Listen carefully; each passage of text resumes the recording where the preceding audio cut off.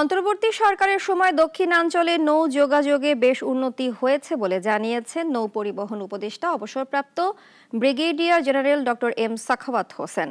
জলোচ্ছ্বাসে ক্ষতিগ্রস্ত অসহায় পরিবারের মাঝে ত্রাণ সামগ্রী বিতরণে গিয়ে ভোলার ইলিশা ফেরিঘাটে সাংবাদিকদের তিনি কথা বলেন।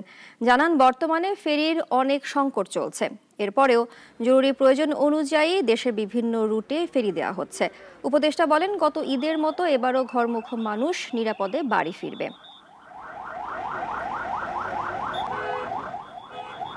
ক্ষমতায় আসার পর থেকে কিন্তু আমি বিশেষ করে দক্ষিণাঞ্চলে বহু যোগাযোগ ব্যবস্থা ইমপ্রুভ করেছি।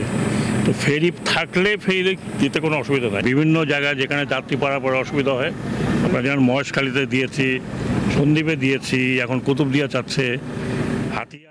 ওয়ালটন আবারও মিলিনিয়ার অফারে ওয়ালটন ফ্রিজ কিনে আপনিও হয়ে যেতে পারেন মিলিয়নিয়ার।